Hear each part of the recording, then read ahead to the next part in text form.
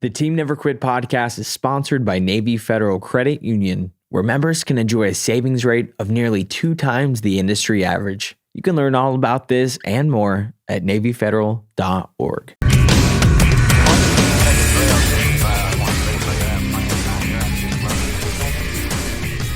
Ladies and gentlemen, welcome back to another episode of the Team Never Quit podcast. As always, thank you guys for listening and watching, and please hit that like and subscribe button if you like to see the show. So today, before we get to our special guests, let's kick it off with our weekly Patreon question.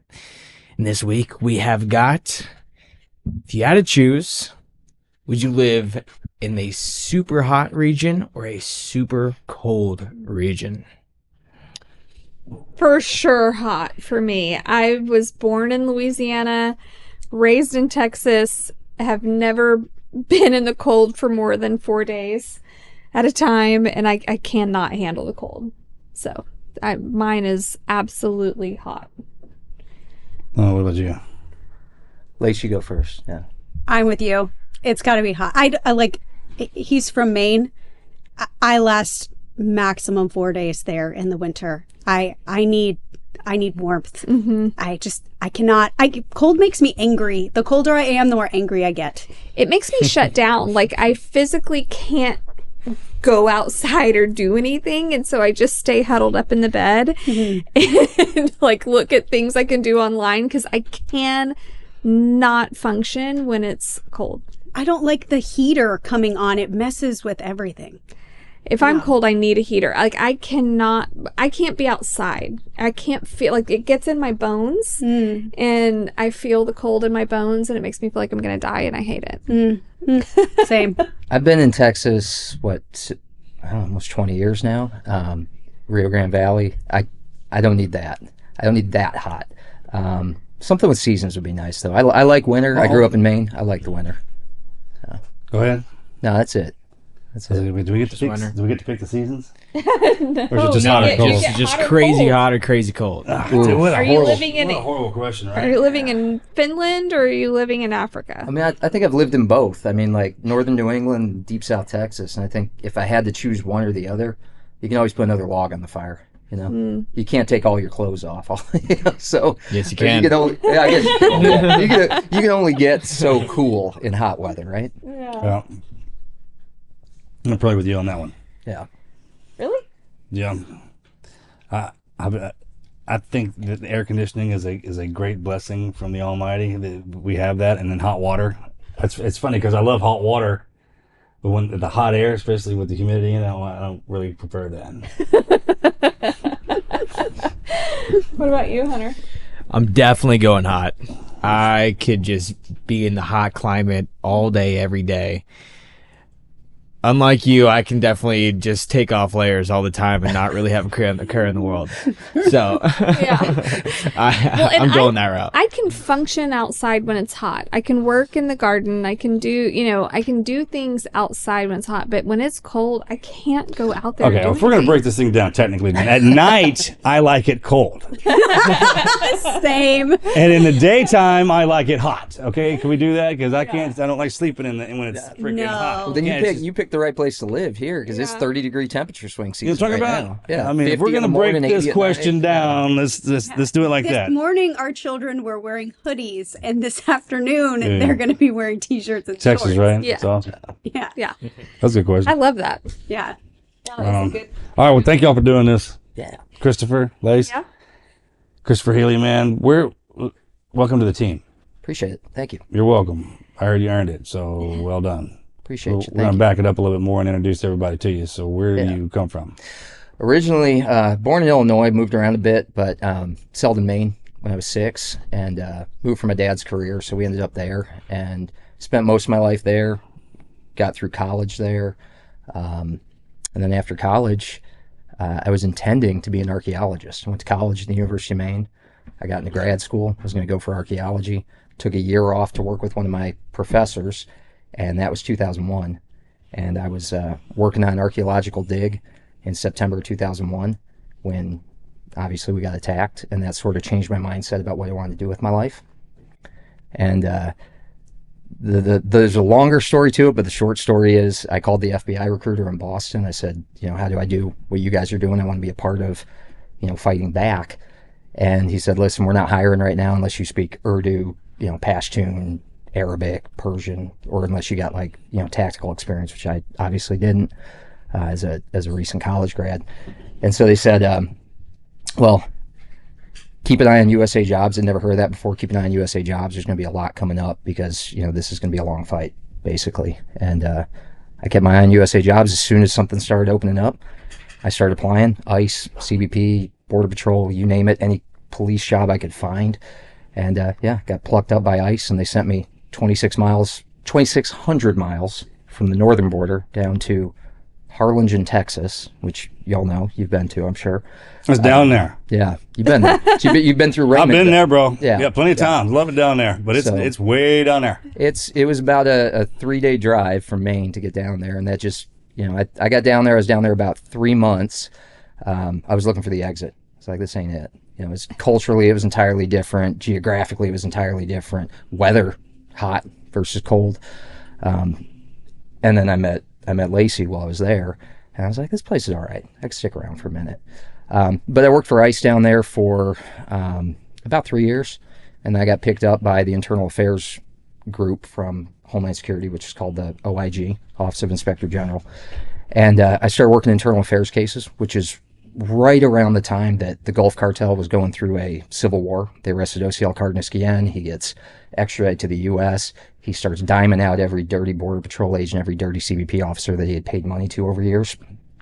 And that right then is when I got picked up with internal affairs. So I kind of got thrown right into the fire of going after all these dirty and corrupt Border Patrol agents and CBP officers.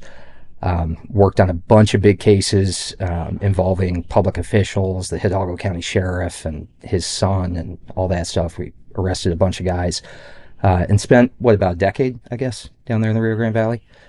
After Hurricane Harvey, got a chance to move out of the valley. My agency also did all the FEMA fraud stuff, and so we got really busy up here, obviously. Was that bad? Yeah, still going on. There's still Harvey cases being made. What we hear, but what really happened, it's bad, right? What is a FEMA fraud case? What happens with that? So, like how the government likes to throw money at problems, basically. So anytime a storm happens, anytime there's wildfires, anything like that, DHS comes in and, Congress, through I think it's like the William Stafford Act, they come in, they give a whole bunch of disaster benefit funds to that area.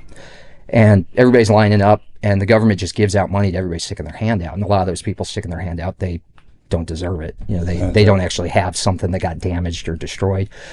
And so my agency came back in after the fact, and we had to kind of clean up those messes. We had to find out where, a municipality had, say, a bunch of busted up fire trucks they're going to get rid of, but they chalk that up to Hurricane Harvey, right? And so they're asking for a couple $1 million from the federal government to replace their already damaged equipment or whatever.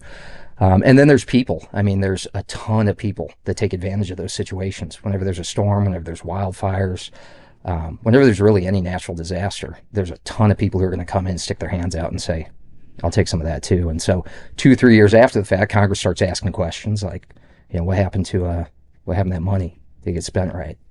And that's when, we come in and we start cleaning that up. So I did that for a while in both in San Antonio and in Houston. But in the midst of all of that, I kind of got involved in elder fraud cases. I was the duty agent in the Rio Grande Valley, so basically for a while, it was like every third week I was on call 24/7 for a full week. And I would get called up all night long saying, hey, there's been a shooting, there's been a whatever, and I would just go out and investigate anything. And my boss comes in one day when I was duty agent, he drops a file on my desk. He said, there's a bunch of people up in the Houston area that have been getting these phone calls saying it's DHS calling them. And they're asking them to send money or they're going to be deported. And the people they're calling are mostly H-1B visa holders, folks from India who are like here on a visa for 1, 2, 3 year period of time, making as much money as they can doing tech work, and then they go home. Well, those people were getting phone calls saying like, hey, you're going to be deported if you don't pay us a fine. You didn't fill out your paperwork right. And they were paying these fines. They would go down to like CVS or Walgreens, buying those like gift cards, those green dot cards, and loading them up with cash and sending them off to these people who are calling.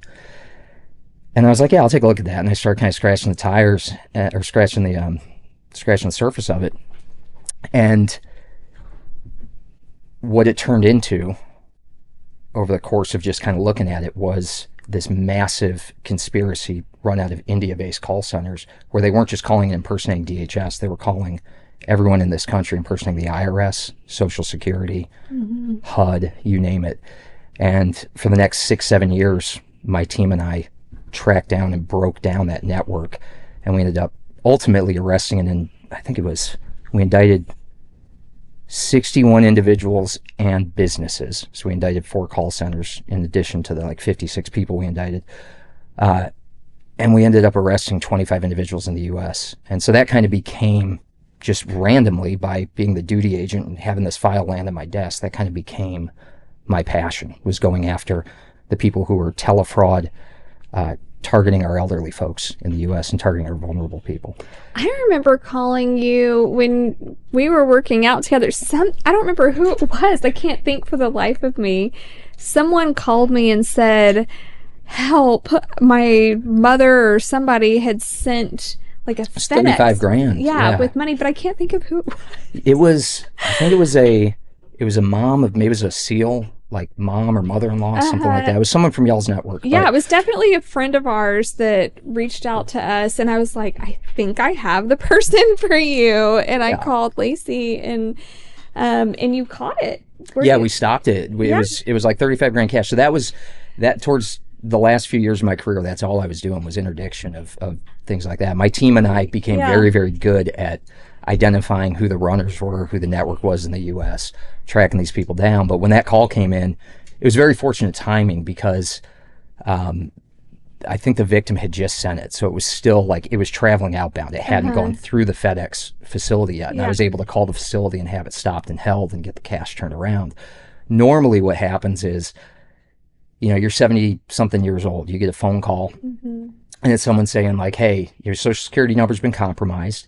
I'm Special Agent so-and-so, and you need to take all your cash out of the bank, because we're going to cancel your Social Security number and send you another one. So you're an elderly person. You're already terrified, right? Right.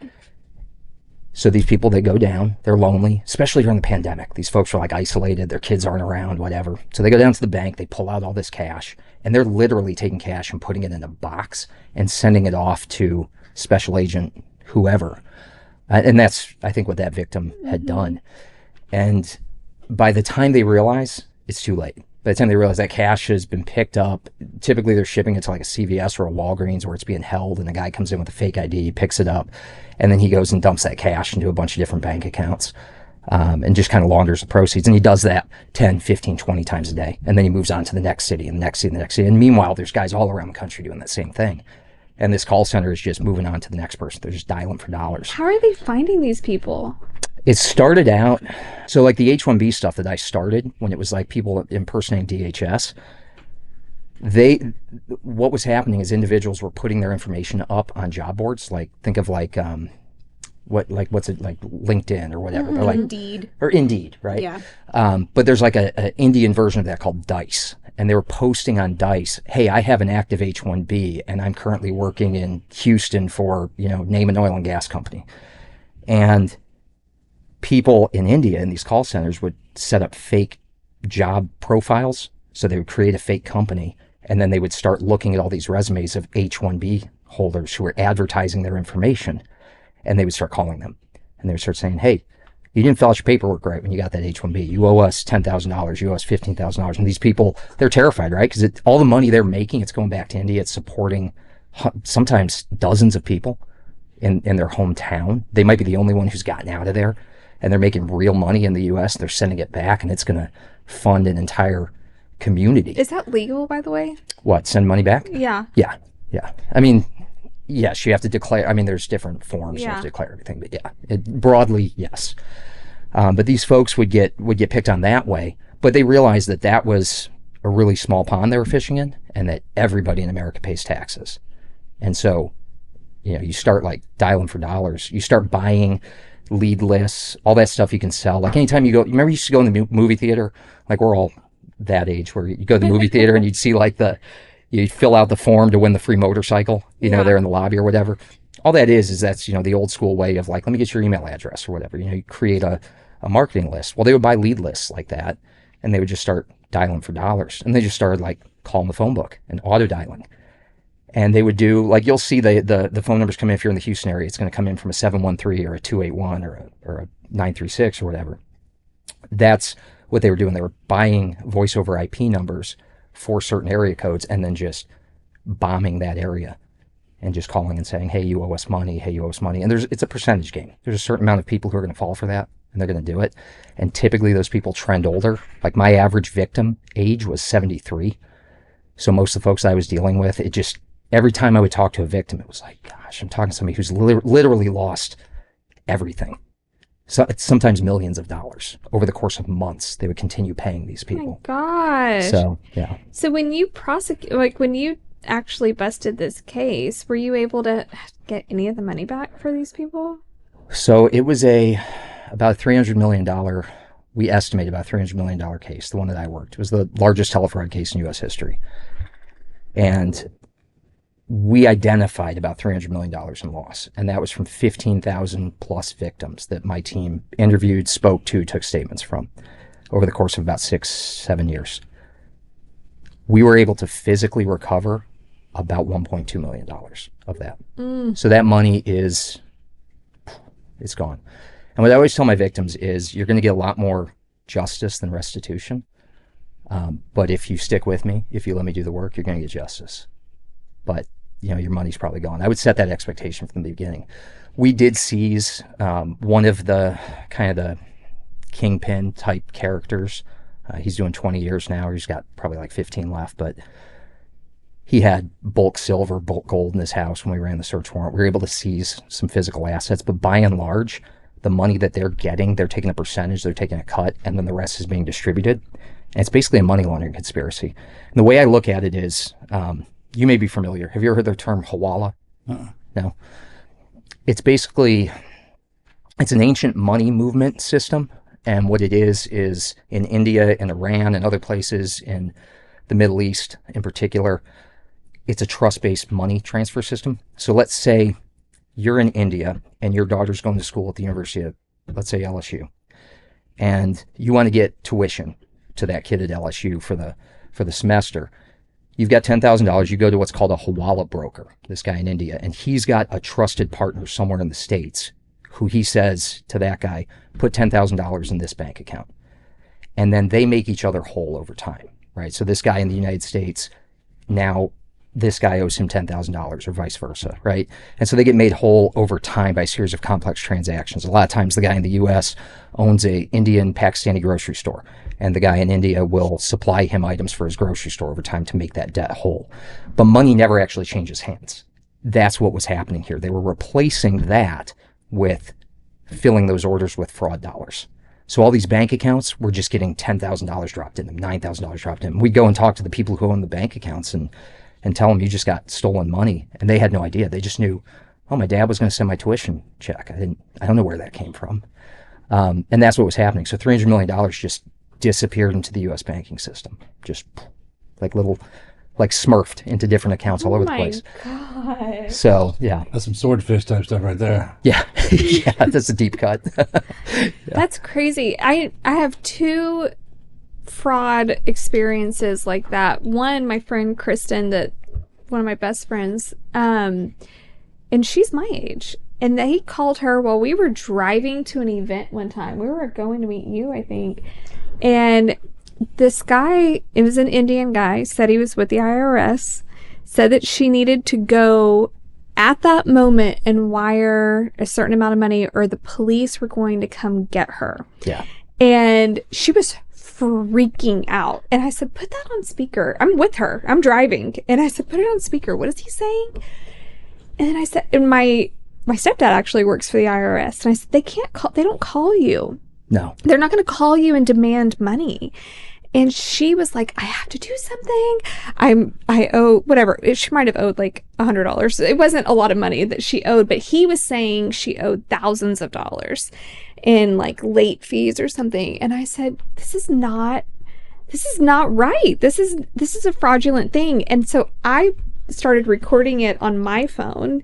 And I don't even remember, I think we tried reporting it, but it didn't go anywhere. And she ended up hanging up on him. But it was crazy because I actually heard this guy in action trying to pressure her, and he sounded so, minus the very strong Indian accent, he sounded very convincing. Well, they're professionals. Yeah. Right? They're pros at, because they think of it, they call thousands of people a day, right? So if you're in sales, and I compare the psychology of this to a really effective salesman, it's the same. Like, you're trying to find that rapport with someone. You're trying to get them under the ether to know, like, and trust you. And so they have a lot of reps in. I mean, they get hung up on all the time, but it only takes one to make their week. Yeah. And so you get one on the hook. But they're getting reps in, day out. They're pros at it. And they sound very good, and they overcome objections very well. They're great at the verbal judo. And they train for this and practice for it. And what's wild about it is the people who operate these call centers, they run them like a business. They're really criminal cartels. But we had people sometimes, not often, but we had guys in the call centers that would call and give us information. They would say, hey, I signed up for this job thinking it was this, and I found out we're doing this, and I want to give you information so that you can help, like, take this down. And so we would get information from guys in the call centers. Insiders. Yeah. And they would send us pictures, and it looked like any office building in, Metro Houston. It's like people in, like, business casual, like they had, like, ID tags to scan in, scan out. They had, like, LLCs and foundational paperwork. They call it BPOs over there, but they had the same sort of formation paperwork. And when I started getting into, I ran over 200 search warrants on email accounts. I seized over 4 million emails in the course of this investigation and went through, like, all of them. She can Oh my God. I was very done with this by the time it was over. Yeah. But we would go through it, and they would talk to each other like any business, right? It was like, sending the emails were the record of the transactions, but it was, like, very professional. It was very businesslike. And, it'd be like, take care of this. And they refer to their victims as customers in this traffic back and forth. So it's a very, like, you have to consider them. It's not like a stick-up guy, right? Where you're getting, like, mugged on the street corner. Like, these people are businessmen, but their business is crime. And you kind of have to look at it in that perspective. Well, and now they're doing AI where they're mimicking your family member's voice. That happened to my grandmother. Game changer. Yeah. And my grandmother gets a call from who she thinks is her grandson, my little brother. And he says she needs to wire, like, I don't know what it was, $20,000 or something. And she goes, I don't know how to wire. I don't think I could do that. She had never wired any money before. And he said, you have to do this or you're going to go to jail. Mm-hmm. Oh, no. That's what it was. He was going to go to jail. So my little brother's voice is saying that he got in a car wreck and injured somebody, a pregnant woman, and he was going to go to jail if she didn't wire this money. And she's saying to him, like, I don't think I can do that. I don't know how to do that. And he said, whatever you do, don't call my parents. Mm. And she hangs up and calls my mom and her daughter, because she's like, he said I can't call you, but I don't know what to do. I don't know. I don't think my bank wires. She's from a really small town and banks with a really small bank, which I'm sure they do wire, but she didn't know what that was. And my mom says, that is not true. He is not calling you. He's in class right now. And my mom's got Life 360. She looks, and he's sure enough in class. Yeah. And calls him and checks, and he is in class, and he's not making this phone call. My mom looks it up online, and there is this AI voice scamming thing going on. And thank God my grandma didn't know how to wire the money, or else she would have been victim to this. That's insane that they can copy our voices. The two generations so our average age of most of our victims in the IRS scam, or what it evolved later into what's known as the Social Security Administration scam, which is, I think, what the victim that you were dealing with, that you called me about, fell prey to. Same people. They just change the agency they're impersonating and fine tune it. They're always learning and getting better. And they've used AI very effectively. But that grandson in jail thing, you can tell there's certain hallmarks to these scams. Like, grandson in jail is typically typically Jamaica. Like that lottery scams, typically Jamaica. Puppy scams or advanced fee frauds where they advertise like, dogs for sale or things like purebred dogs. 80% of the websites you find online where you're looking for like your next puppy are scam. They're going to be advanced fee frauds. They're going to get you into an advanced fee fraud. Those are typically from West Africa. And then the government impersonation stuff, the payday loan stuff, the Amazon impersonation stuff, all that's from India.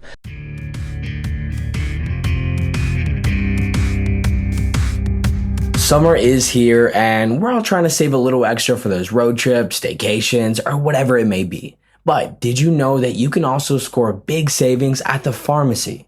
With GoodRx, you can instantly save up to 80% on your prescription medications. Using GoodRx is a breeze and completely free.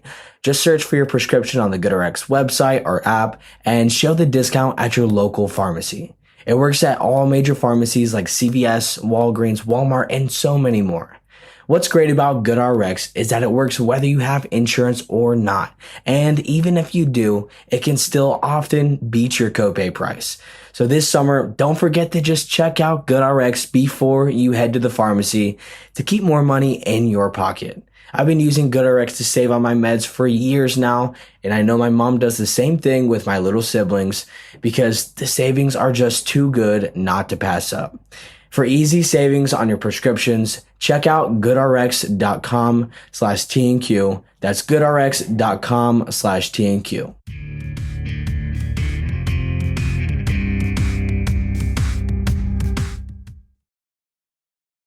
But the two generations we that fell victim the most in the stuff that I was investigating were that broad span. It was the 70 plus, the boomers, and then it was typically the younger folks, like the folks who grew up with a phone in their hand or grew up on the internet, who think nothing of, why wouldn't the government accept Bitcoin for payment? Or why wouldn't the IRS take gift cards? Because that seems normal to younger millennials and Gen Z types. And then the boomers are very trusting. They trust, the phone rings, they answer it, right? Yeah. Somebody calls them and they say, yeah, of course, yeah. Like they actually still have landlines a lot of the time, right?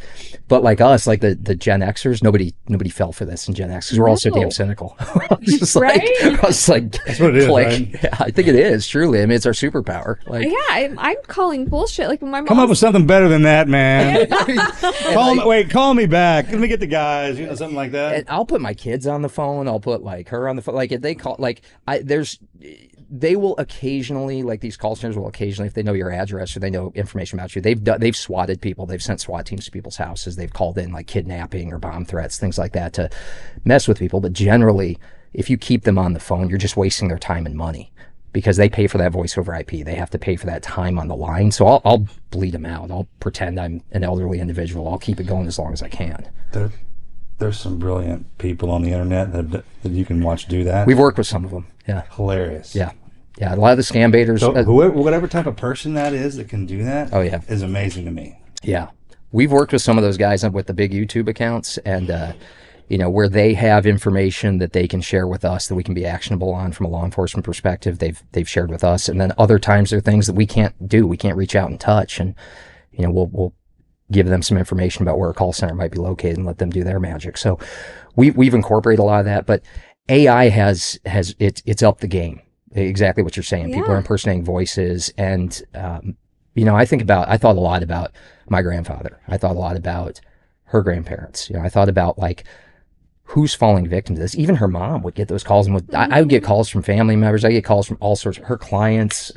Parents would call me and to the extent that I could, I would always try to help because when a person in their 70s is losing $30,000, $40,000, $50,000, that might be the difference between them being independent and losing that independence. Absolutely. That might be everything That's that they've their retirement. got, right? And they work their entire lives together. We had some of the victim impact statements when we brought this case across the finish line. We prosecuted it here in Houston, and the judge was, we got the best judge and the best district court judge we could have gotten. He hammered these guys.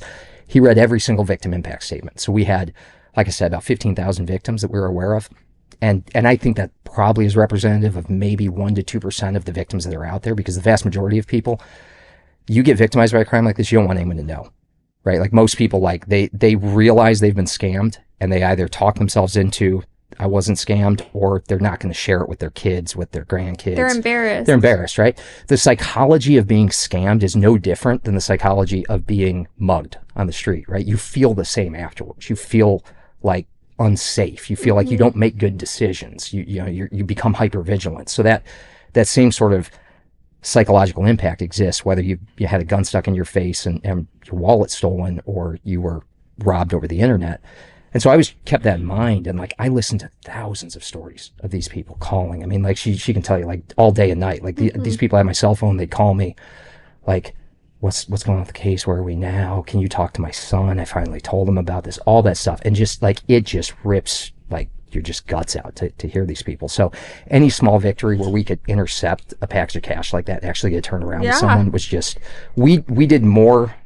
We only recovered about $1.2 million in that big case, but I probably, in the course of the last couple of years of my career, when they started shipping cash more, I was able to recover a lot more because we were able to interdict and actually return it to people. And so that felt really good because we were actually able to make an impact. You remember that movie when we were kids, Boiler Room? Oh yeah, Ben Affleck. It's like that, Ben right? Affleck. Yeah, it's like that. That kind of setup? Yeah. So some of those levels don't know what the next levels do, and it's all ruled by alpha males, right? Right, but think about this. Like, you have in India, like, you've got like a 5-story office building, and on floor 1 they're doing IRS. On floor 2 they're doing Social Security. They're separated, right? so you can't. One person. That's right. Yeah. So they're all, but it's like you're talking a 50-seat dialer, 200-seat dialer, and they're just going nonstop, just dialing for dollars. Have you seen the movie Beekeeper? Not yet. Newer one that came out. Not yet. No, Jason Statham, right? Mm-hmm. Yeah. So I just watched that one this past week. Honestly, didn't know that it revolved anything around scammers, but it's literally to a T exactly what you just said. Kind of just a professionalized market of scamming people. And I mean, it lays out the whole 9 yards of it. I definitely recommend watching that movie. Does Jason do it right? Oh, yeah. He always does. He does a great job. He always does, right? I say, and now that you know that it's out there and that he sets a standard for that, one of our guys will do that. Yeah, no, he could play me in the movie if they ever make Operation Outsource the movie. But Obviously. We're recruiting you right now, Jason. If you're wondering, we didn't get to go and bust heads or anything like that. By and large, like it was, Lacey referred to it as nerd crime. She was like, my husband fights nerd crime, and I take that as a badge of honor because like I looked at it as, these guys are really, really smart. This is an incredibly smart scheme that they've set up. It's an incredibly smart conspiracy to be able to figure out and think this through. And a lot of these people had been visa holders themselves. They'd come to the U.S. They understood our system.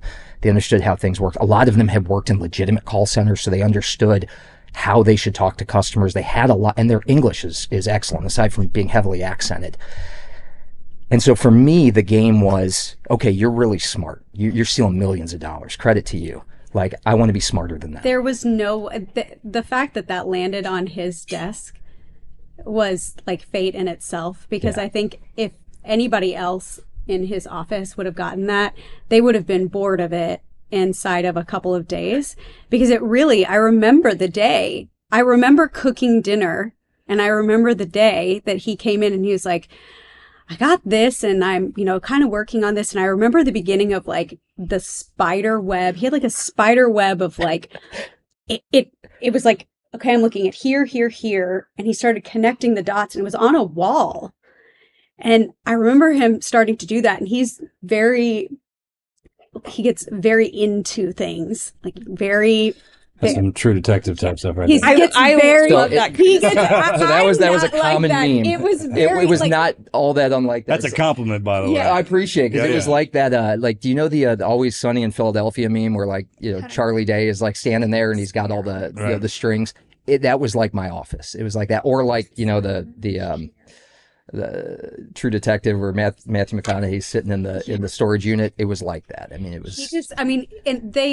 The cool part, there was a moment, you had been doing this for like 2 years, and you were by yourself. The timing of it was consequential too, because this landed on my desk in the summer of 2013, and that May I had done my first Ironman, and I wore this hat. I think that's why it's like this was like important to me, because I did for the Lone Survivor Foundation. I raised money nice. for an Ironman one time.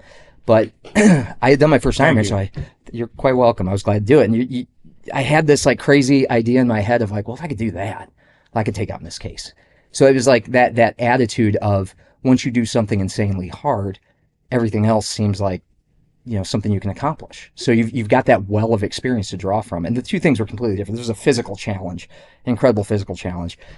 And then this was a really like a mental thing. But the idea that if I could do this, if I could complete this insanely hard thing, then why can't I take this on?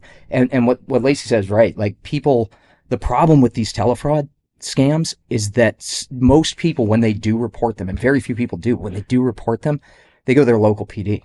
And their local PD is going to say, listen, this is probably international based. There's not much we can do about it. Our resources are limited. Money's probably gone. I'm sorry. You can fill out the police report, but it's probably not going anywhere. And then what they'll do is they'll take that report, maybe, and they'll upload it to a couple of different databases that exist nationwide. So there's one that I think the FTC runs, and there's one that the FBI runs. And maybe those things get uploaded, but then they just sit there in a database. Nobody's looking at that on a daily basis. My team and I started looking at those. We started saying, okay, if I had a victim here in Houston, what are some like hallmarks in here that I can cross-reference in the database? So they go down Sugar Land PD or Stafford PD, and they would make their complaint. And I developed relationships with the detectives in those units and said, okay, where are most of my H-1B visa holders living? They're living in Telfair Estates down in like Fort Bend County, or they're living in New Colony down in Fort Bend County. And so I would go in, I would say, okay, are you getting reports? If you get any reports, bring them to me. And I would cross-reference. I'd say, okay, they're using this name. Everybody's saying, the person who's calling is identifying himself as Kevin Marsh, or the person who's calling is identifying himself as, a agent with this agency in this office. And I would cross-reference those little data points, and I would find more victims from that same time frame. And what we found was they were using a voice over IP number for a very specific amount of time. It might last for a month. It might last for 6 months. But once we got onto one of the numbers that we were using, we could start pulling all sorts of data and start identifying victims. And then you would start bringing those victims together, and you're starting to see the elephant. And that's kind of how I likened it. It was like, there's like a story about 3 blind men trying to describe an elephant, right? And like each one of them is feeling their part of the elephant, is describing it. And, one's got the trunk, one's got the tail, one's got an ear. And they're all describing a different animal. And it's not until you step back, you give it that 30,000 yard view, that you realize what an elephant really is. You start putting all those pieces together.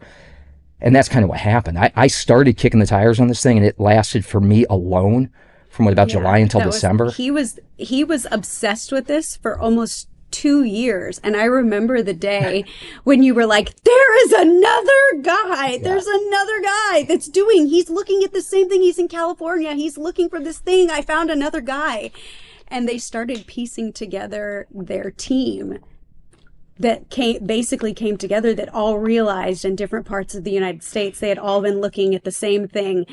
And it's uncanny because they're basically all just variations of each other. So if you get them in the same room, they'll drive you insane because they each have a personality trait that allowed them to take on this thing that nobody else would have really wanted, but they all took it on, and they all have such like unique traits that when they finally got in the same room, and I think like all of the wives, like we all know each other now, because they did this for so many years. Like, how many kids were born in the like time kids are born and adopted in the time you guys were doing this? So we referred to ourselves, we kind of created, it was basically deconfliction, right? It's like if I would send a subpoena to a bank and say, I want to know the money that was deposited in this bank account. I want to know when it got there. I want CCTV video footage of the guy depositing. I want everything you can tell me about this, right?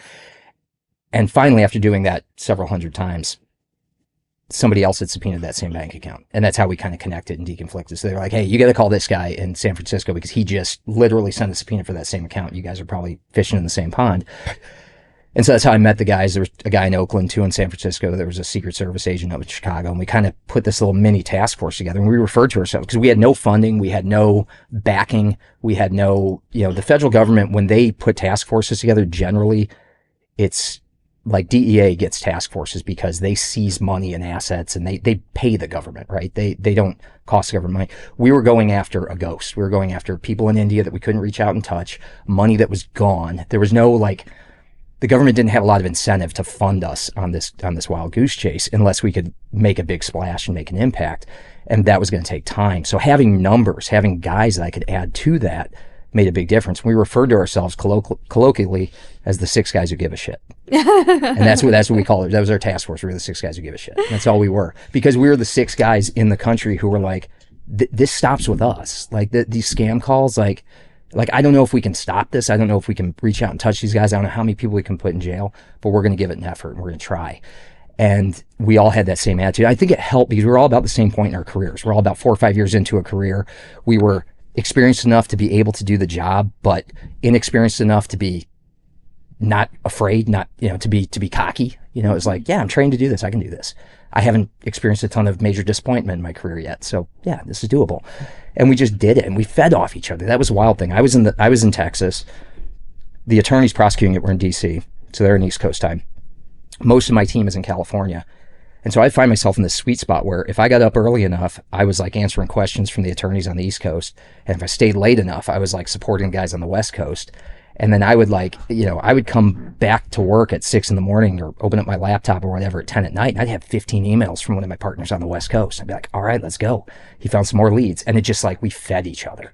It was just like this like team dynamic of, oh, you want to go one more? Let's go one more. Okay, let's go one more. Oh, you identified that guy? All right, I'm gonna identify his buddy. Let's find out. And we just dug in, and I think we had at some point we had to cut it down because like you got to fit all these people into an indictment, right? We indicted. It was an 81-page indictment. I think it was 61 people, and it was like 5 call centers and 56 people, something like that, in the U.S. and India, all in a single head strike, one indictment. And we dropped that thing. And we probably left 40 people on the cutting room floor that we could have indicted on individual cases, but they didn't quite fit into the conspiracy.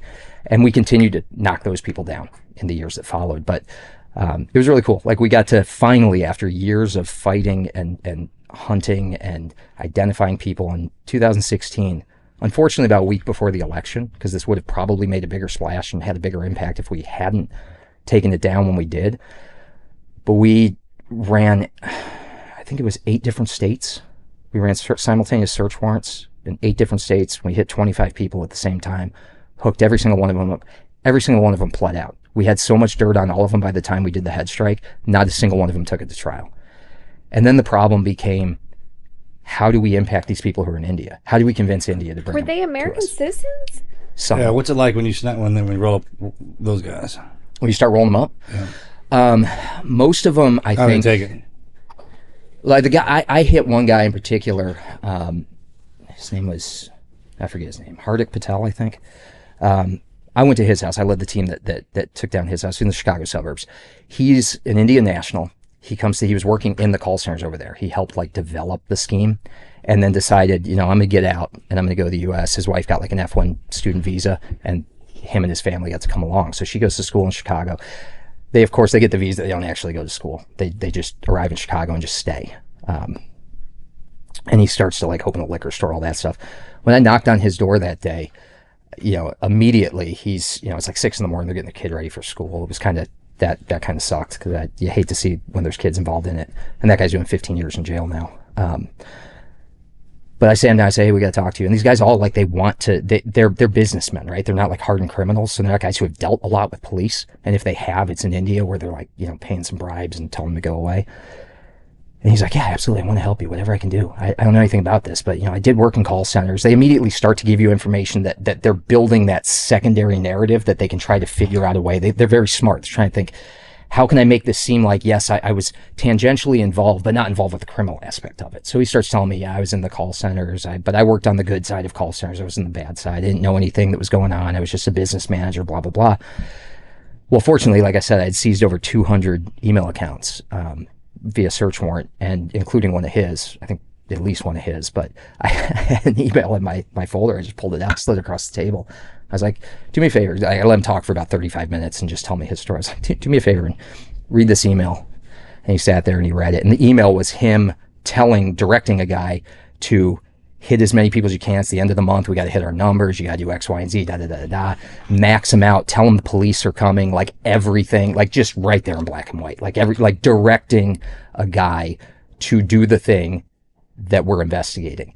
And I'm like, as he's done reading, he kind of looks up at me. He's like, Ashen. I was like, listen, like, you understand that like lying to a federal agent is another charge. So do you want to try again? And he was like, just broke, just defeated. And then for the next like 45 minutes, he's just telling me the whole story. And that was typically he does give up like more information and yeah. No, I got a full confession from him. And most of our guys, we got full confession. And then what ended up happening, because most of these guys at the time that you're booking them, like, I mean, you see it like on TV. It's like, it's like, oh, I've been staring at your face for, 3 years, like, tell me everything you know, or blah, blah, blah. It's like that sort of stuff. That doesn't work. Like, you have to treat people with respect. You have to sit down across from him, recognize, like, this guy's going to lie. He's going to try to spin. Let him tell his version of events, and then just gently correct him and let him know, like, this isn't going anywhere, bud. Like, you got two ways to do this. You can come clean, or you can take this to trial, but I'm going to win. And when I win, the difference is going to be the amount of years of your life you lose. Do you want to lose more because you took it to trial and you wasted my time and the government's money?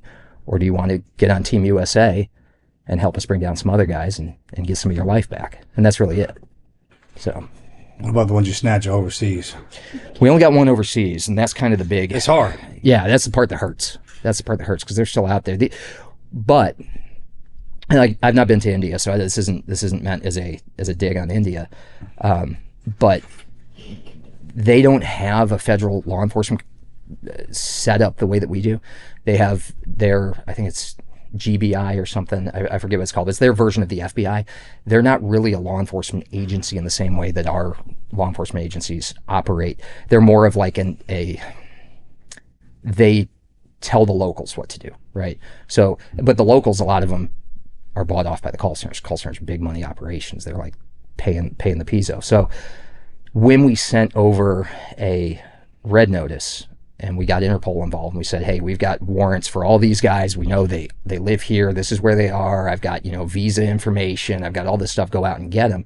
Interpol can hand that over to the Indian government, and the Indian government can disseminate it out to the locals, and the locals can say, we can't find him. We don't know. No. So we have extradition treaties, but it doesn't mean they're going to be executed. So the one guy we did get, we actually, after all of our guys domestically, so I've still got like 30 warrants outstanding in India for these guys. And so they're basically sentenced to life in India, because if they travel outside of India, Interpol will snag them. So their visas are tracked, and passports or whatever are tracked. Yes and no. I mean, like, so it depends on the country, like the relationship you have with the country and what, data sharing arrangements are. But by and large, we can have an extradition treaty with a country. We can't force them to extradite. Like, I tell a story about a guy down in Brownsville who was an Indian national. He was a professor at the University of Texas, Brownsville, and he murdered his girlfriend. You remember this story? Oh, gosh. Yeah. So he murdered his girlfriend, buried her on the beach out at South Padre Island. Oh my gosh.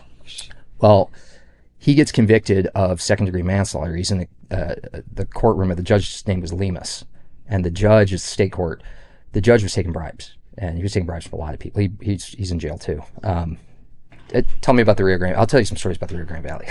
but Judge Lemus takes a bribe from this guy's attorney to let him out after he's been convicted, to let him get his affairs in order before he reports to his like 20-year prison sentence and TDCJ. Well, of course, naturally, the guy says, I'm not going up to Huntsville or wherever. I'm going to get on a plane and go back to Bombay or wherever I'm going. It took us 7 years. A convicted murderer took 7 years for the government of India to honor the extradition request and send it back. So our people who were involved in nonviolent crimes, they're probably never going to see the inside of an American jail cell, but they're never going to be able to travel around outside of the country, because if they do, we've got better relationships with other countries that will extradite, and we'll just reach out and snag them. So what's the beautiful thing about living in America? We actually have Americans who want to go do that. And then we have Americans who just want to serve. Even if they don't want to do that job, they'll still go do it for you, and swiftly. That doesn't exist everywhere else. It's a pretty amazing place to live. Have that. It is. Yeah, we got one guy. The guy that we got was fortunately the godfather of the whole thing. He was like their El Chapo, right? He's the guy who developed the IRS scam. If anybody listening to this ever got a telephone call from the quote-unquote IRS between, say, about 2012 and 2017, this guy was directly responsible for it. Every dollar of fraud that these guys stole, he was responsible for it. We were able to arrest him. We arrested him in Singapore. after my guys got sentenced here in the U.S. So we arrested everybody in 2016, about a week before the election. It took until about 2018, I think, for everybody to be sentenced. And then this guy popped his head up again. He's overseas. He's like, okay, they got named and shamed in the indictment. His name's out there. The Indian government knows he's out there. And this was kind of the reason why we did it this way. We expected most of our people in India wouldn't get extradited, but we said, if we name all of them and we do a speaking indictment, 81-page indictment describing everything that they did, everything we've got on them, India may not turn them over to us, but they'll bleed them dry. Like, they have like officials going and saying, oh, you don't want to go to America? Pay up, right? And this guy got sick and tired of getting hit up by like local authorities and cops to like pay him protection money, essentially. And he decided he was going to go open some bank accounts in Singapore. So he gets on a plane, he flies over to Singapore, he opens up some bank accounts. Interpol lets us know. They say, hey, this guy popped in. He's only there for like 24 hours. And that's, halfway around the world. So by the time all the communication goes back and forth, different time zones, different, all that stuff, he's already gone. He's back to India. But we know he's got bank accounts there, so he's going to come back. And when he came back in September, like of 2018, I think. It's 2019. We were about to travel to go get Leanna. Yeah. You went. We were going. Well, he came. He got arrested in 2018. I went and got him in 2019. You went and got him in 2019. So he got hooked up by the Singapore authorities, and they threw him in jail there. And we went back and forth for about 6 months to actually get him extradited. My team and I got on a plane. We flew to Singapore, picked him up, brought him home, and he's doing over 20 years. What are these guys living like? Is it like whatever American thinks they're living like? How they got private jets and Lamborghinis and stuff like that? Are these guys? It is okay. Check. Yeah. Like one of the guys, you can look this guy up. His nickname is Shaggy. I indicted him. His real name's Sagar Thacker. The Indian authorities actually arrested him. They shook him down pretty good. We wanted to put our hands on him. He had flown to Dubai after our indictment, and we don't have a UAE. We don't have a treaty with them for extradition, so we're trying to figure something out. And the Indian authorities basically said, hey, listen, the Americans are trying to get you. Like, you come back to India, we'll treat you better. And so he flew back, and they hooked him up. But he had bought his Audi A4. It was one of only a handful in the world, from the captain of the Indian cricket team. And if you think about the captain of the Indian cricket team is name the most popular athlete, LeBron James. That's or whatever, the thing. right? Yeah. Mm-hmm. That's their deal. That's their thing. So that's the kind of money that he had, was that he could hobnob with Bollywood and hobnob with the Indian cricket team. And here he's stealing from our grandmas. That's how he got What do they rich. say they do? They say they're businessmen. They run call That's just centers. Yeah. A lot of them do debt Businessmen are collection. great about doing that. Yeah. What do you do? I'm just in business. Yeah, I'm an entrepreneur. I'm an entrepreneur. I'm an entrepreneur. Yeah, but a lot of them say they're in tech, and a lot of them do have tech degrees. A lot of them, India has a fantastic, college system. It's like they've got a bunch of MITs over there. Yeah. Right? So they have really, really smart people coming. I feel out like of they're systems. great with the number systems and doing all that. They are. Yeah, they're excellent.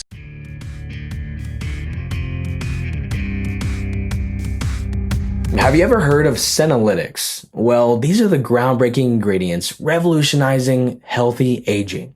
As we get older, zombie cells accumulate, and this leads to things like aches, slow recoveries, and that dreaded energy slump. But guess what? Qualia Senolytic is here to change the game. Taking just 2 days a month, this non-GMO, vegan powerhouse targets all those pesky cells, clearing way for your body's healthy cells to thrive. Since I started Qualia Senolytic, my body's feeling better and healthier than ever. I have not felt this way in such a long time. I've got less pain, more energy, and my zest for life is through the roof. Imagine hitting that reset button on aging. And the best part is, you don't even have to be old to take it. You can still take it while you're young, and it actually works very well. Qualia Senolytic comes with a 100-day money-back guarantee, so there's no risk at all. Ready to revolutionize your body and mind? Head on over to qualialife.com/TNQ for up to 50% off and use code TNQ for an extra 15% off. Don't miss out on this incredible journey to a more vibrant you. This is not evaluated by the FDA, not intended for diagnose, treat, cure, or prevent any disease.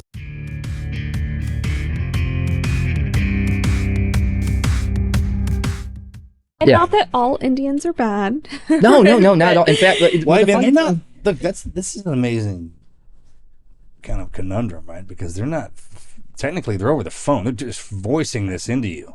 Right. And people are doing it. Yeah. So you probably in the back of their head, they're like, hey, look, I didn't force you to do anything. And that's the thing. So this is like U.S. law, fraud is illegal. Not every country, like a lot of countries look at it as like, That's where I'm going with that. Exactly. Yeah. Some places like, hey, big boy rules. Exactly. So there's no corresponding law in the books over there for wire fraud or mail fraud or whatever. It's just like, this sucker couldn't hold on to his money.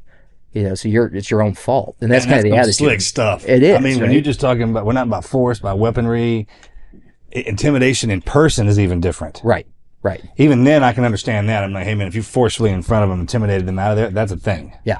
But we're talking about 1,000 miles away over a phone. Right. Their But mindsets. they're telling our grandparents. I get that. I'm not sticking up for them. I'm going just to saying go to their jail. mindset has to be that way. I get what you're They saying. don't even care. Why would they care? And I'm going to take it a step further. So what you said, like, not obviously not all Indians are bad, right? Like the more I worked on this case, the more respect I had for the people in this country who are hardworking immigrants from India, because there's a ton of them. I mean, Houston area, they're everywhere, right? Like when we go up to the corner store up here, we're going to see guys from Gujarat. A lot of them are from Gujarat, which is part of India. If you hear the last name Patel, a lot of that is from Gujarat.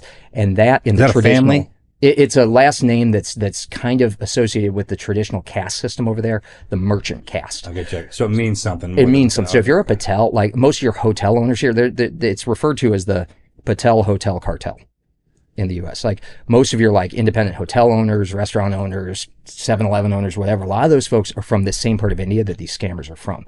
So they're very industrious, hardworking people. They just chose a profession that's, on the other side of the line. On the other side of it, yeah. But I respect the hell out of like the ingenuity. I respect the hell out of the hard work. Like they were to me, these were people that were worthy opponents. It was like, for me, it's like, I'm going up against some smart, hardworking, industrious people. My team is smart, hardworking, industrious. Let's see who wins. And that's how I looked at it. It was just you can talk somebody, an American, out of their money. Yeah. $300 million. I mean, think about that. And you think about it as our grandparents' retirement money. Like this is all of the money they have left. They're not able to go back to work and earn more money. This is what they've got saved up to get them through the rest of their life on Earth. The hardest victim I ever had. And this is one. So after this case, this was called Operation Outsource. We took that case down. And then a couple years later, I worked with one of your fraternity brothers on another version of it. And that's kind of the one that we spun up. A victim that we had in that case.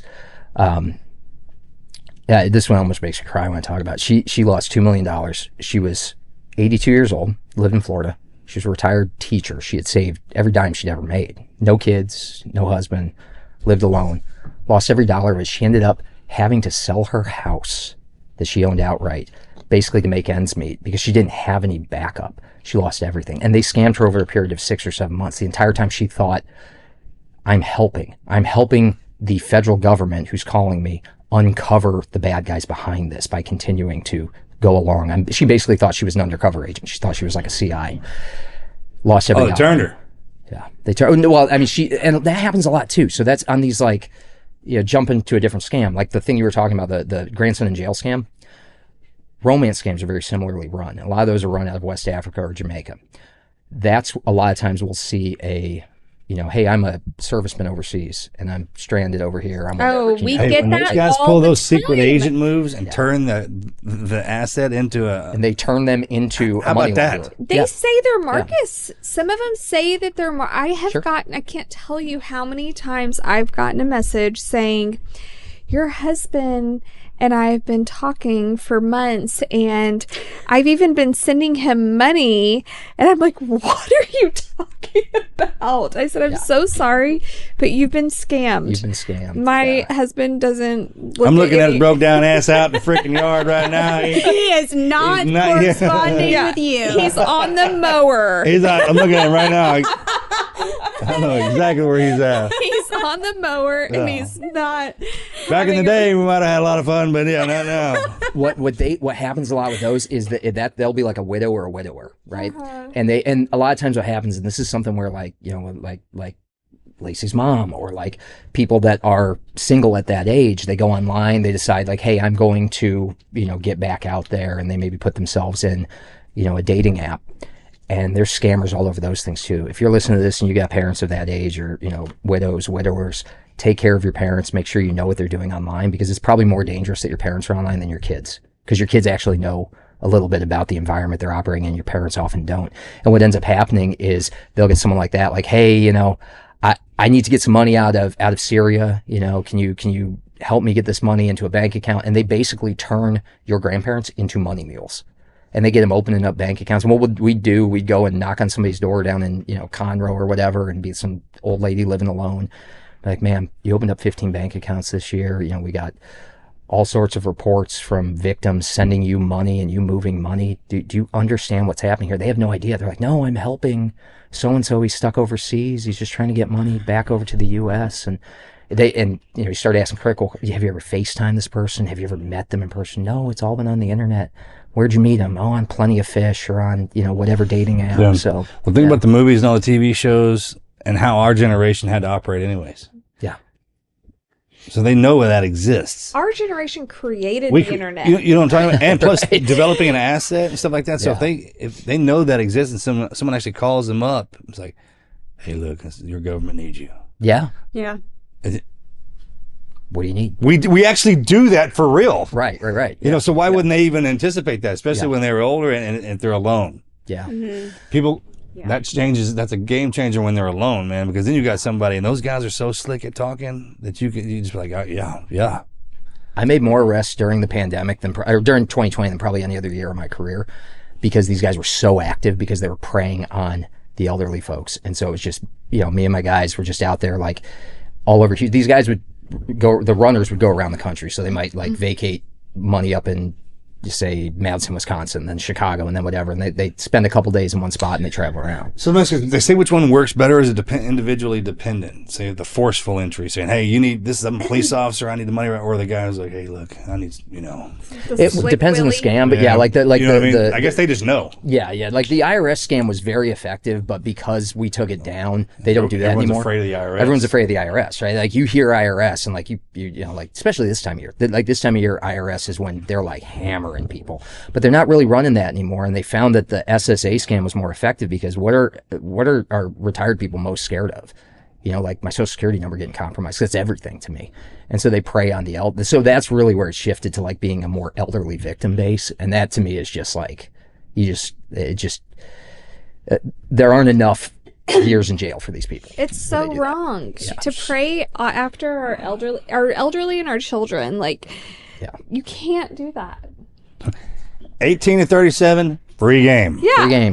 Give us or 40, right? You know, free game. I mean, like, we have time to come on, y'all. I mean, even the bad guys, let's all just get together and just come to this common agreement that if you're in the game window in that age rank, you're fair game, right? If you're outside of that, take care of our kids and our elderly.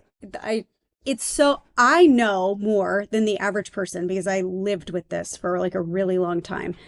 And we were in Florida. You're laughing. Yeah. We were in Florida. We bought our condo, and it came with a bunch of furniture that we didn't want. I was like, I'm going to sell this on the marketplace. I was scammed inside of 15 minutes, and it was so good. It took me 3 messages to go, wait a minute. And I got hot. I started sweating. I looked at myself. I think I just made a mistake. And I ended up having to shut down. Full of scams. I had to shut down my PayPal. I had to shut down my Venmo, and I had to put tracking on my business account, because I was like, oh crap. Like, and it happened so quickly, and it was so believable what they said to me. They were like, hey, we're going to, like, my brother's going to come pick this up at 2:00. And then it was basically an advance fee for us. Yeah, they sent me an email that was from PayPal to click and pay, but that click and pay was just getting my information. So it was just opening you up, so that it happened so quickly inside of 15 minutes. Like, it's so sophisticated. You post and I anything know on more Marketplace than most people. Yeah. And it happened so fast. I was embarrassed.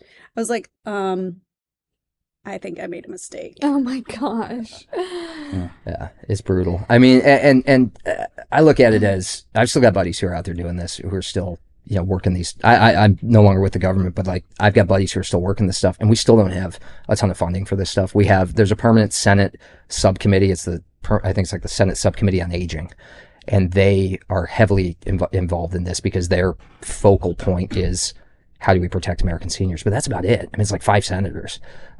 There's not like a lot of action. When Bill Barr was Attorney General, so when we took our case down, I think it was Obama's, I forget her name, Loretta Lynch, maybe. Yeah, Loretta Lynch. She was the AG. Talking about IRS. Yeah. She was the AG at the time, and she was outgoing. I mean, she was outgoing like a couple months later. Jeff Sessions came in, and he took an interest in this, and he had done a lot with seniors. But it wasn't until Bill Barr came in that we got the first elder fraud strike forces set up around the country, and we got like 6 of them. And we got one here in Southern District, Texas. We got one in Middle District, Florida, Arizona, I think, Southern California, wherever like elderly populations were. We didn't get a lot of money for it, but we got like dedicated AUSAs from the U.S. Attorney's Office, and we got all the agencies together, and we said, okay, let's get a guy from IRSCI, let's get a guy from Secret Service, let's get the guys from the IGs, let's get the guys from wherever, Treasury, wherever, and we'll put them in a room together, and they'll work these cases together. And they started to create these task forces, but that was that was 6 years after I started investigating this, before the federal government started putting assets and resources into it. So it takes a long time. And again, it comes down to these cases. Like if you can arrest bad guys, you can knock down runners, but you can't really necessarily reach out and touch people in India, and you're not grabbing a bunch of cash. You're not bringing a bunch of cash back to the government. So it really has to be, in my opinion, the seniors standing up and saying, like, we're becoming victimized by this. Like, do something to help us. Mm-hmm. But beyond that, I mean, it's just, it's guys who give a shit. I mean, going out there and following through and investigating these things and having the patience to do it. So how do we fix that? When the seniors get to a certain age, we lock their accounts in, they can't do that?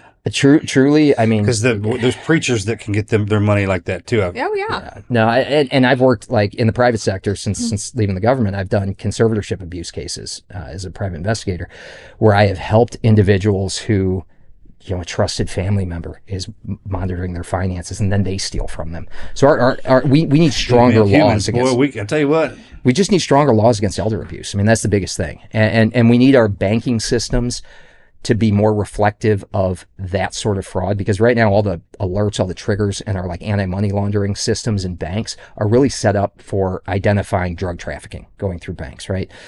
Human trafficking, cash flowing in those sort of things. That's what pattern recognition is looking at.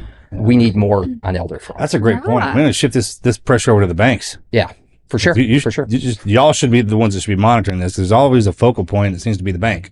Always. And if an 80-year-old woman is going and pulling out send it to Iran. $20,000, well on the phone, well on the cell phone, because they don't let them get off the phone during it. What the banker's like, fine. Well, you figure the person behind the counter, right? They're making $15 an hour. Like they're, yeah, but there's a manager back there somewhere. Yeah, but like we shut down the gift card companies in large part. Well, we didn't shut them down, but we put them in a situation where we said, listen, like you're going to get regulated if you don't do something about this. Because those are like, you probably did this for Hunter when he was in college, right? You put like some cash on one of those like green dot cards or whatever, and say, hey, you got $1,000.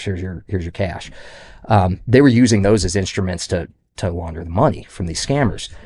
And Walmart and Target and some of these other folks, they started putting signs on their registers at customer service like, do not, this is like basically warning them of, and and they start training their 11-year-old employee to recognize when somebody's being scammed, and that was effective. We can do that with the banks too. That's what I was going to ask you. So what's the answer to this? Can we take this into the schools? Can you teach kids at a young age, say, hey, as you get older, they're going to people who are going to try, and I think that would be a valuable lesson to teach high schoolers. For sure. Yeah. Because it's going to come into play throughout your life. I mean, stuff like this makes a huge difference, right? Like getting on podcasts and actually talking about it where audiences are going to listen, telling people, if you're listening now, share this with your seniors, share this with your kids. Yeah. Listen to what's going on out there and be aware. And it's really situational awareness. It's online situational awareness. We all live in a world where we're broadcasting our lives like so much that there are so many indicators. I mean, like just think about OPSEC. Like there's so many indicators you put out on a daily basis about your environment, about who you are, about your kids' names, about what you have, that somebody can exploit. And it's, I mean, for folks like us who have like an online presence because we have businesses, we're always trying to be conscious of that and aware of that. Like how much am I giving away because I have to create a situation where people know, like, and trust me? and how much of that is putting me in peril, and it's weighing that. But for our seniors, for people on Facebook in particular, that stay off Marketplace. Tell your parents to stay off Marketplace. Don't list your car on there. Don't try to buy anything on there. Facebook Marketplace is like an eBay kind of for Facebook for local people. Yeah, and it's just crawling with scams. And that's it. I mean, it really is like, we're very conscious of, I'm very conscious of what my parents are doing online. She's very conscious of what her mom's doing online. We're probably rare in that regard. Like a lot of people, like it's the Wild West out there, and your parents are like, we are too. Oh, once my mother got it, it was there's a bull sitting out in my pasture out there, bro. She's almost 2,000 pounds. Bought that on Marketplace. It was there when I showed up. She's always. You can't believe what she can get on that phone. Yeah, she's funny. But yeah, Love you, Mom. Yeah, we're definitely. My mom she freaking loves TikTok because she watches the cooking stuff and the gardening stuff, and it's like that's the algorithm that's just feeding her. And she'll send me stuff. I'm like, I'm not opening the TikTok. I'm just not doing. So how about that? Yeah, I mean, what does TikTok and that taught us? That humans have an algorithm. Oh, we absolutely. Absolutely. This is maybe each individual human has their algorithm programmed into that sucker, and that phone can find it. Oh yeah, and that, I mean, obviously y'all know about like TikTok, and I think that that just passed the House. I don't know where it is with the Senate or with the president, but that divestment of the CCP. But I mean, like the second that came out, I told her, I was like, I know everyone in your industry is going to be on TikTok. I don't have it. Don't do it. I had it on a separate phone. So my old phone that doesn't have any of our apps, I was using that and I was on TikTok. And I did TikTok for about a year. And I had some people find me, but it got to, I didn't want to put it on my main phone, and it got too hard to go. So, I mean, my business has been based on Instagram for 7 years. Sure, so man. The only things that go TikTok are time bombs. You know what I mean? And that thing, what it does, it's so smart. There's other ones out there. It's so smart. I'm wondering sometimes with the tech guys when they were just like, it's an algorithm problem. I was like, oh, so that thing's learning. Yeah. It is. So you're telling, that means you don't know. Yeah. Otherwise, you tell us, because our smart kids, the nerds, usually when you bust them, they'll fess up. Yeah. They'll kind of straight up you, man. They can be the meanest sometimes, but when you bottom line, and then you just look at their faces. Like sometimes they got this look on their face, like, hey man, I think this thing just kind of takes control. We don't have an answer for that.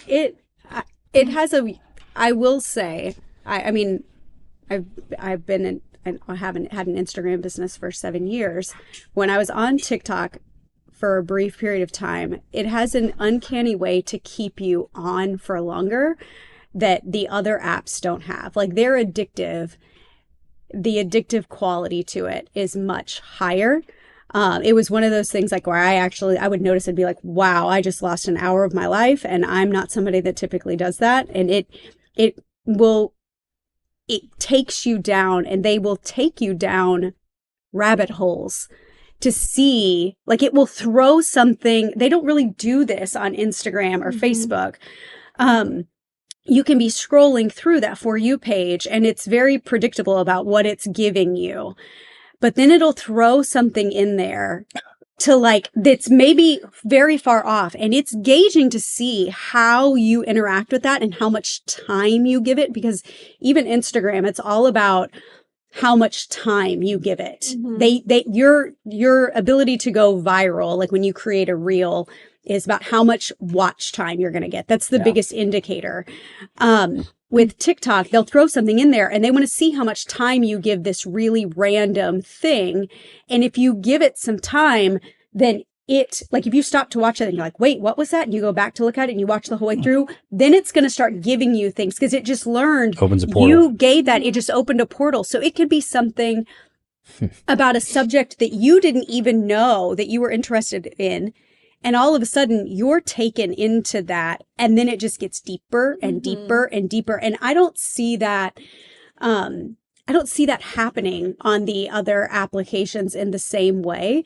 I mean, I always joke, like, I don't really even I follow my clients on Instagram and I follow some close friends, but I don't follow a lot of people. So my feed a lot of times is raccoons and golden doodles. I watch a lot of raccoons and golden doodle footage because I enjoy watching animals. That's what it gives me. But I don't ever notice that it throws something completely out of my norm there. Whereas on TikTok, there was a time when I would be scrolling it, and like I scrolled a lot when my dad was really sick. That was one of those, like, it was a thing that I would do, and it would take you in like a direction. You got to train your own algorithm. And it was, and you would end up, the next day you'd go in there, and that direction that it took you, that was the first thing you see. And it has like there's like an indoctrination that's really, that's happening that I don't think is happening on the other apps.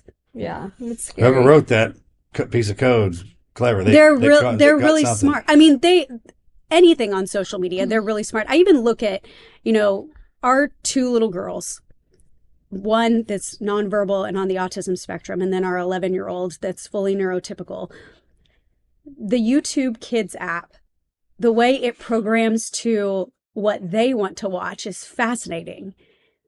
I mean, it learns what your kids like. My youngest will watch Mickey Mouse Clubhouse in like 15 different languages.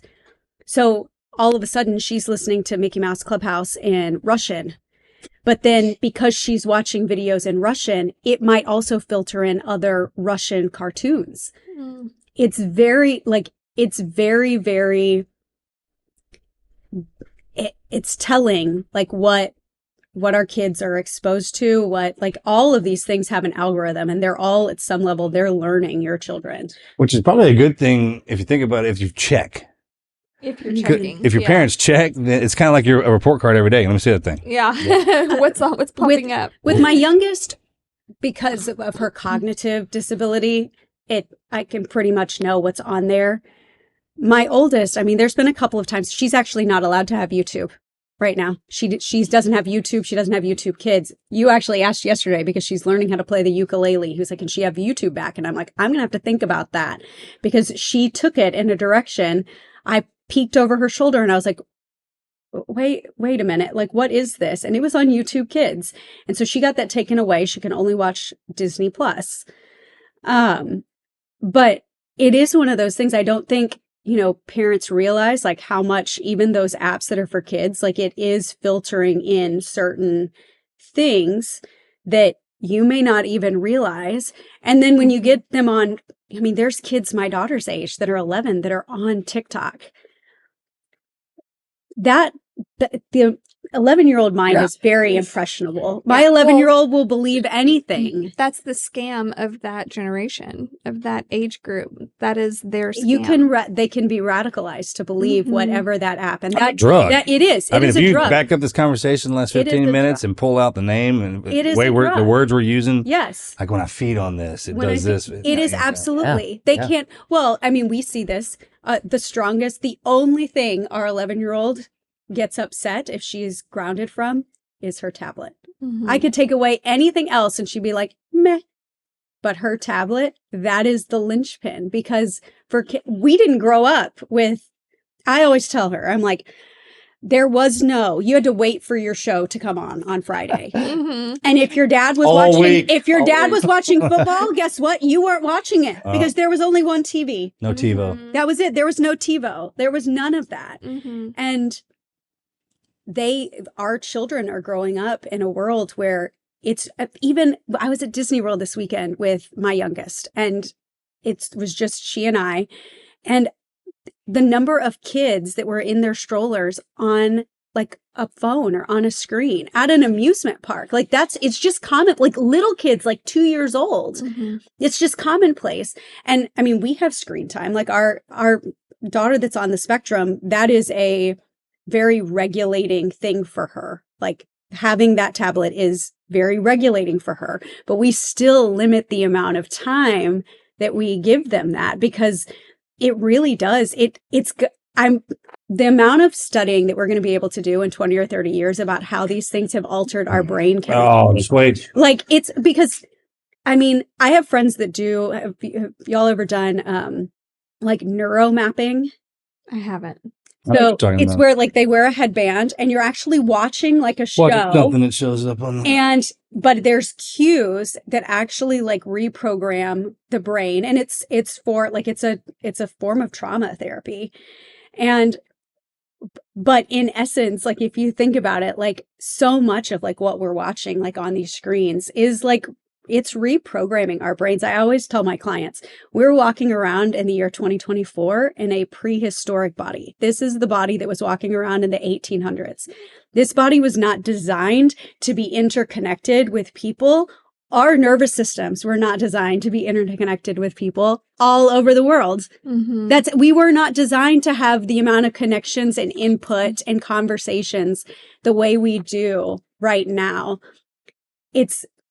And so I think, even like 50 years from now, the studies they do on how brain and behavior has shifted and changed, even since, I graduated from college in 2005. Like Facebook, I got Facebook my senior year in college. Like since then, like how that has shifted, like how we operate as human beings. Yeah, it's crazy. It is. I didn't have a cell phone until I was a mother. Mm. Let's just say that. Like I think I got one when I graduated college, so it was like 2001, and it was one of those with like the Nokia brick that you could you could drop. Yeah. Bag phone. But that's what Yeah. you're Yeah. going back to what he was saying. You've got Mhm. adults that are in their 60s and 70s that they lived the majority of their lives without that. And so they're playing catch up. My grandmother It's my grandmother It's like being has in a casino, created . multiple Facebook accounts and Instagram accounts. She gets locked out of one, gets into the other. People, she's been She gets taken canned all the time. gets Yeah. taken advantage of all the time. She was in her mid 60s when she got a cell phone, like an iPhone. So we've got a whole population of people that lived their majority of their lives without this drug, and now they have it, and it's complete. Like our younger ones, the way their brains are equipped to handle it is going to be different than older people. It's just, I'm sure there's studies on this. Mm-hmm.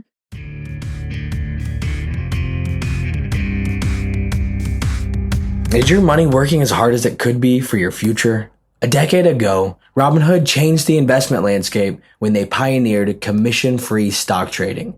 Today, they continue to offer innovative products to help users build a better financial future, like IRAs, ETFs, options for qualified traders, and much more. Take control of your financial future with Robinhood.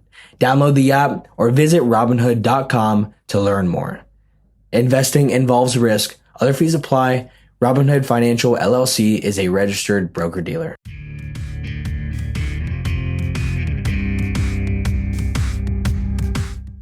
So once you busted all of the scams, what happened with that? Did you leave law enforcement at that time? So we took down the big case. We took down Operation Outsource in 2016, and then it took another about 4 years total to get it through the court process, right? So it's a federal government, nothing moves like super quick, but by federal government standards for a case that large, it moved pretty darn quick. And after that, I continued, but 2020, I left the federal government in large part because my father-in-law got sick. And I had been very fortunate to have a wife who dropped everything for me on more than one occasion. Like we moved from Harlingen up to San Antonio.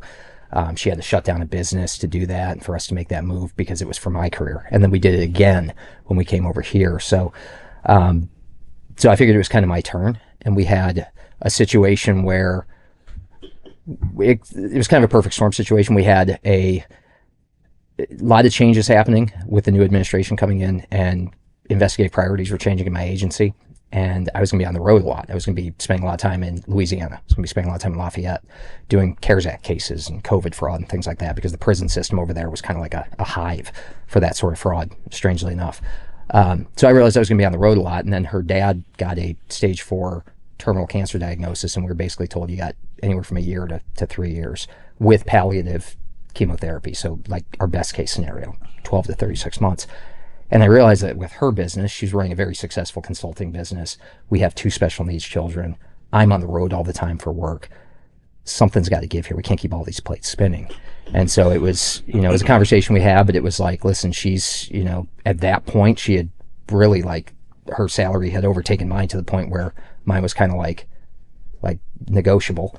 And so we kind of put ourselves in a room and we said, this is my opportunity to be the teammate that you need right now. And so I stepped into a role of kind of being a full-time caregiver to our children so that she could spend as much time as possible with her father, manage her business. Our kids would still have the care that they needed.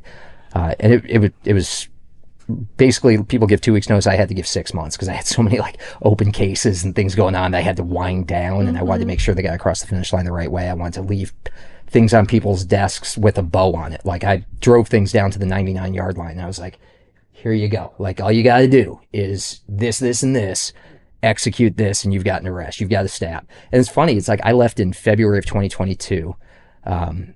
And 2 years later, I'm still getting like cases that I had worked on. I'm still getting notified by like friends saying, hey, we finally arrested that fugitive. And, I'm like, I continued to win awards for cases until like December of last year. Like I was still getting called in the U.S. Attorney's Office to win awards. So it takes a long time for these things to wind down. But that's when I shifted largely into, I started doing the podcast. I started writing. I started doing public speaking. I said, like, how can I be an asset to this family in a different way? How can I take the experiences and the things I did in my life and put them into, allow myself to be a father first and be that what the team needs right now first, while at the same time being a contributing member of the family. And so, we basically sat down, we made that decision, and that's kind of been my role for the last couple of years. And it hasn't been easy for her. I mean, she's like, but the two of us really, I think probably the biggest, we've done a lot together. We've crossed how many Ironman finish lines together? I don't know. 5.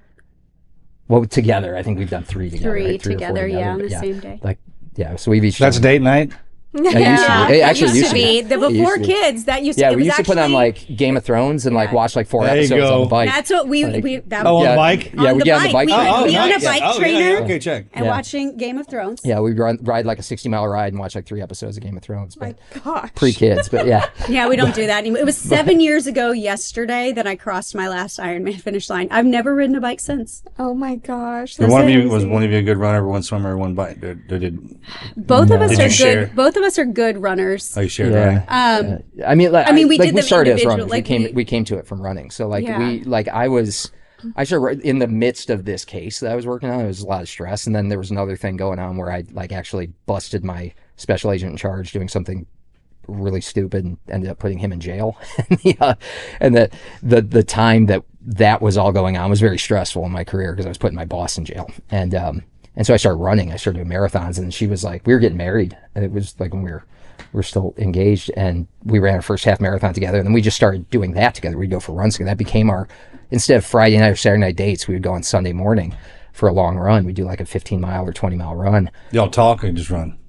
Oh, we talk. We talk. Yeah. You were talking about like there's Yeah, I mean, Like we would like our long slow runs, yeah. But like when we got on the course, like she was brutal. Like if we were running like we ran a marathon in Las Vegas together. I'm a little competitive. Like we ran the marathon at night in Las Vegas, and she was like having a hard time. I felt good, and she was like not feeling great, and like I stayed with her. But like a month later, we ran San Antonio Rock and Roll Marathon together. He was struggling And, like, mile 16. I was struggling. Like I got cramps in mile 16. She just left me. Like, it's the only time she's ever beaten me in a race. She was just like, I was excited. What'd you say? Your leg hurts? Deuces. Later. Freaking- I am not waiting for you. My time Yeah. is looking good. But yeah, I did my first Ironman in 2013, Ironman, Texas, Lake Woodlands. I mean, And then I did one 6 y'all months know later. how lovely that water is. And then she did her first in Cozumel 6 months later, and we just kind of did that. But we'd done some hard things together. I think the hardest thing we ever did together was what we did in 2022 and like end of life care for your father. Yeah, I would have said it was just- the adoptions before that. Maybe but- you're right. Yeah, but maybe you're right. But yeah. the year 2022, when my dad was sick and running the business, and him just like we had no plan. We look back at it now, we're like, how dumb were we? Like we felt it had to happen, and it had to happen so quickly that we really didn't have a plan. I was like, we'll figure this out. It's going to be fine. And I think, it was one of those, my dad was he stopped care in June of 2022, and that summer everything was kind of winding down. I I mean, I hit the biggest milestone I'd ever hit in business. And 36 hours later, my dad died. It was awful. And it was, it happened right before the holidays. We kind of, that's when it does. It's like, right. And so we woke up, it's like we got through the holidays and we were kind of like sleepwalking through life. We woke up in January of last year and we were like, we just lost an entire year of our lives because we were taking care of my parents. And we realized we have a daughter that needs to have major surgery. We're in a 2-story house. We can't live in this 2-story house. So we moved. And so we've had a scenario over the last couple of years where there's been many times where he's come to me and he's like, is it ever going to be calm? And I'm like, I don't know. I think that's the strength of it. And like what I get from it is, I mean, you can say like, whatever your faith tradition is, but like, we're Christians and I tend to think that a lot of the things I did in my life that led up to that really set us up to have a reservoir and a well of experiences that would put us in a position to be successful at the hardest time. Right. Yeah.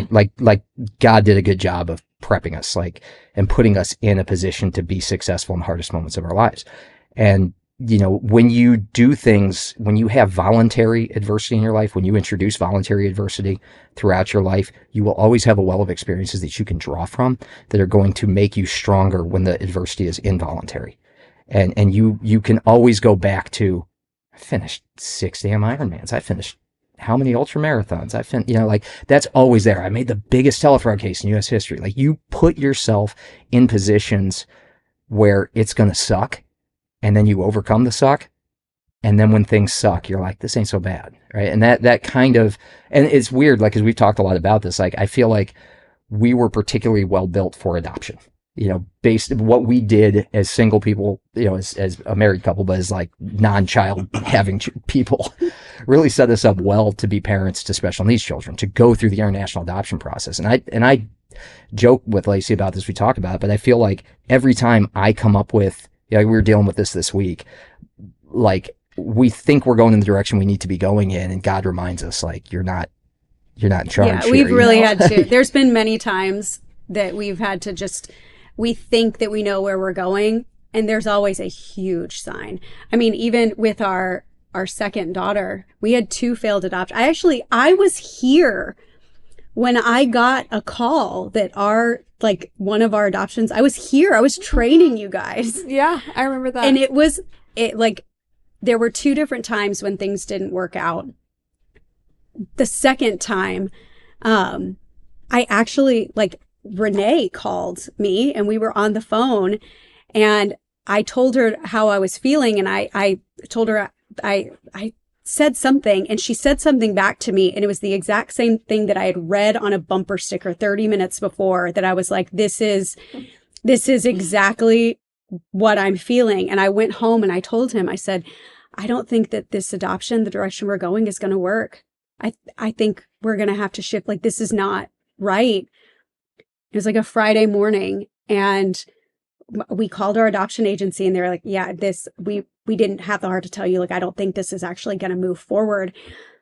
And it wasn't 2 days later that Leanna's file dropped on our desk. And it was like we instantaneously knew. And even getting to her, we had so many stops and starts, and everybody told us, you've got to wait. You just stopped this one. You've got to wait. Give it some time. And I was like, nope, we're going.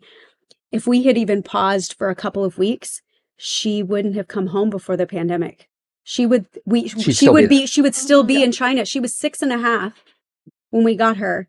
She's 11 now. If we had even faltered, if I had listened to my parents, his parents, everybody that was telling us slow down, we wouldn't have been one of those last couple of groups to travel in 2019, and she would still be in China. We would still be waiting to go get her. She wouldn't have come home. She would have lost another 5 years of her life. Crazy. Yeah. Well, y'all definitely have the story of overcome through struggle and making the best of it. I mean, that's crazy. Through marriage, through children, through work, all of it is just... What's one of your best takeaways from it? Embracing struggle. My best takeaway, I think it really comes down to life is relentless. It's never, ever, ever going to let up. You're going to wake up every morning and there's going to be good days, there's going to be bad days, but there's always going to be something ready to punch you in the face. And you have to be the kind of person, you have to train your mind to be able to take those punches. And for me, like I've always been a fan since, college of the philosophy of Stoicism. My other favorite Marcus Aurelius, like, his books that's right by my chair. Yeah, exactly. Meditations, I take it with me everywhere. It literally goes with me every time I travel. And I drink deeply from that wisdom because it reminds me that, it's not what happens to you. It's how you react, right? You have the power in your mind. It's the dichotomy of control. It's that idea of, life isn't what happens, it's what you do with what happens. It's your attitude, it's your reactions, it's your actions. It's how you get back up when you get knocked down. And again, for me, the biggest takeaway is creating a well of experiences through voluntary adversity is going to serve you so well when life does what life does, when it punches you in the face. And it's going to punch hard and often. I'm totally different. I'm the best thing I ever did amongst all of the things we've gone through is learn the power of regulating my nervous system. I am like the deeper in tune, the mind follows the body, and the more deep in tune I am with what my body is feeling and the state of my nervous system, the more I am in control of where I go next. And it's just created a deep sense of like understanding and how I react in each moment. And no matter what comes at us, I have the ability to like check in with myself and just ask like, what do I need? Like, what is my body telling me? What do I need? What do I need to consider? And the answer always comes so much easier. We kind of blend those two. Like he's a lot about the mindset. I'm a lot about listening to your body. Creating a toolbox of nervous system tools has changed my life and made handling all of the things that I handle every single day and all of the twists and turns with having special needs children like we do so much easier. Well, that's why y'all are the perfect team. We were Team Healey for we have years. been Team Healey. Yeah. That's our LLC. That was our it's our Oh, business. really? Mm-hmm. How funny. Yeah. So oh my it's gosh. been that way since we were coaching runners in Harlingen, Texas, 12, 15 years ago. So, yeah. I love it. Once I figured out that part, I'm like, she obviously has a bunch of gifts that I don't have. And then when those problems presented themselves and I was trying to work through it and just about to lose it, and then they can come up and just kind of solve it. First couple of times you think it's an ego thing. Like, I could have done that, whatever, right? And then, you know what I'm talking about? Yeah. Because what boils up inside of us, too. Oh, yeah. We always forget that part. We don't talk about that part, right? No. But it's great having them, for sure. I think, like, one thing that Lacey's so great at that, she's done somatic experiencing work. She's taken courses in that. She's becoming a practitioner of that. And it holds up a mirror to me sometimes when like she, cause I get very stubborn about things and like I don't recognize and understand when it's like, hey man, like you gotta go for a walk and like, like you gotta shake this out. You gotta do something. It's cause I'm so like, again, it's that meme from True Detective. It's like, I'm going to solve this problem. I'm going to bang my head against this wall until I break through it. And, she'll hold a mirror up to me and be like, hey, you're kind of getting like beyond you need to bring it back in. You need to rein it in. You're out of your window of tolerance. Bingo. Yeah. See, she knows the woo way to say it that I don't know, but it's. Ooh, big words. Yeah. You know what I'm talking about? That even makes it worse sometimes for us. Like, hey, that made it worse. Now they got to throw the big words at us. You're right? outside your window of tolerance. Yeah. So, yeah. How we deal with that, too. So to wrap it all up, I didn't realize we're on our second hour. Wow. How can people follow you and continue to learn from your wisdom that you've created together? You go first. Yeah, you're the. Right now, my main Instagram page is focused on being an advocate in the special needs community. I've been a health and fitness coach for 14 years, and moms, especially moms like myself, they don't need another diet. They need to understand their nervous system. They need to understand the reason behind their behaviors. They need to understand how their body is responding to their emotions. They need to stop numbing their emotions. And so a lot of what I've been doing on the health and wellness side has shifted to really helping women support and understand what their nervous system is. So if you go to my coach, Lacey, it's Lacy. I'm sharing about, what we're experiencing with our daughters. I'm sharing about the nervous system. I'm teaching about the nervous system, speaking about the hard parts of special need parenting that a lot of people don't talk about it from the perspective of this isn't something that has to end your life. There is hope. There are ways to manage it. There's ways to feel better. There's ways to feel empowered, even if you're in a situation like we are that can be really, really difficult sometimes. That's good. I know. I love following you. Thank you so much. Thank you. Yeah, thank y'all for coming on and doing it, brother. We do have cute kids, don't we? Yeah, and you can find me at the Team Never Quit Speakers Bureau. That's probably the best place to find me. And if I can come in and talk to your group, I'd love to. So find me there. Yeah. Yeah, he is on our Speakers Bureau, and Teresa can handle that. So thank y'all for coming in and sharing your stories with us. Thank you. It was wonderful to have you guys. It was good to be back at the ranch. Great job, brother. This is the Team Never Quit podcast. So buckle up, Buttercup.